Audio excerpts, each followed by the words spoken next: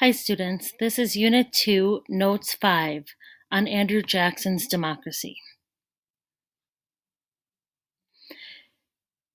You should use this page in your notes packet, which should be page 14, Notes 5, Andrew Jackson's Democracy.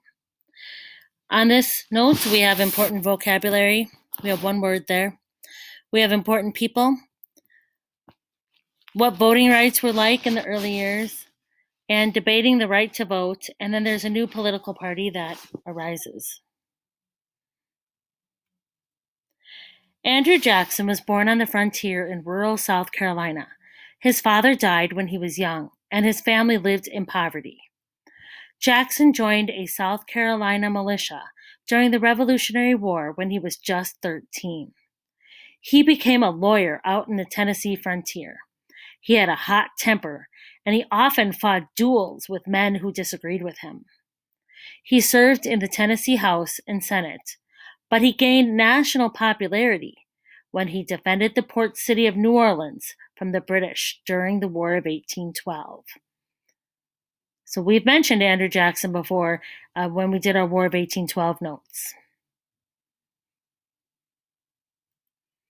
In 1824, Jackson ran for president against John Quincy Adams, Henry Clay, and William Crawford.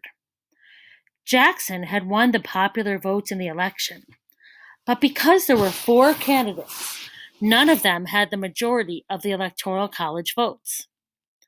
The Constitution states that if no candidate has a clear majority of the electoral votes, the members of the House of Representatives choose the president. The House of Representatives chose John Quincy Adams. Andrew Jackson was furious. He was tired of the wealthy elite always getting their way in politics. He believed it was time to expand voting rights to more Americans. So in 1828, when John Quincy Adams was running for re-election, Andrew Jackson decided to run against him again. This time, under a new political party he formed for the common working man. Remember, he was tired of the rich and the elite always having the most say in everything. Until the 1820s, the right to vote had been limited to the rich and upper class. Only white men who owned property were considered educated enough to choose the country's leaders. They would pay more in taxes and felt that they were more impacted by the opportunities and challenges of the nation.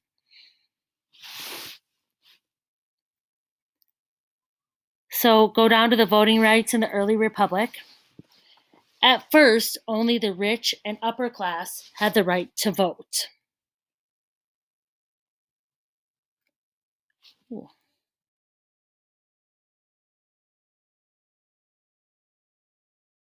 Sorry.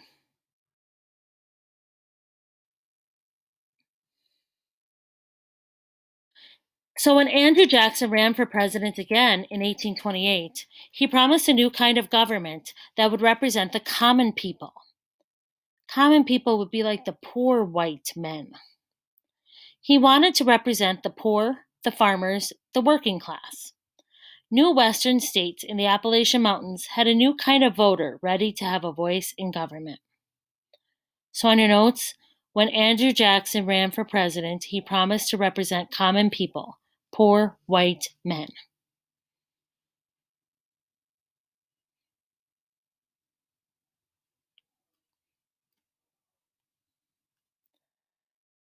The upper class, who are the rich people, said only men who have gotten an education and own property are intelligent enough to choose our leaders. And the common people, or the poor people, said citizens should all be able to vote, regardless of wealth and education. We all share the same opportunities and risks of this country.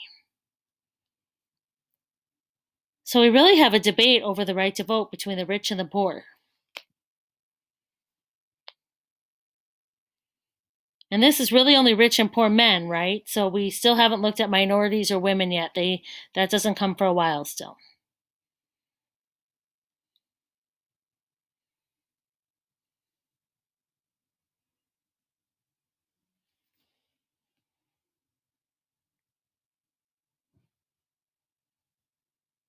Remember, you can always pause if you need to. Andrew Jackson helped form a new political party for the common man called the Democratic Party. He won the election of 1828 and became the 7th president of the United States. So, what new political party was formed in 1828 to represent ordinary farmers and workers? The Democratic Party. It's actually what DFL stands for, Democratic Farm Labor Party.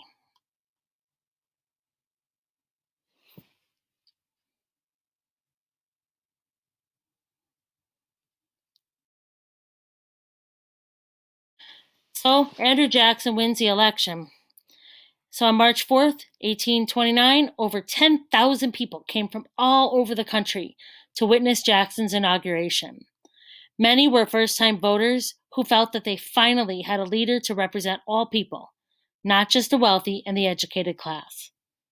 A huge crowd followed the new president back to the White House, where the inaugural celebration turned to a chaotic mess of rioting and looting. So, in your vocabulary at the very top, Jacksonian democracy is the belief that the common man should have a say in government. Jacksonian democracy. Common man have a say in government. It's not just about the rich and wealthy, it's about all the people, especially all the workers.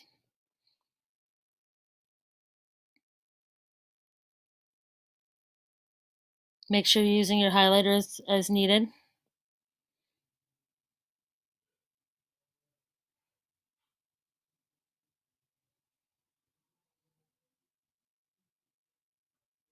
Andrew Jackson is the 7th president of the United States.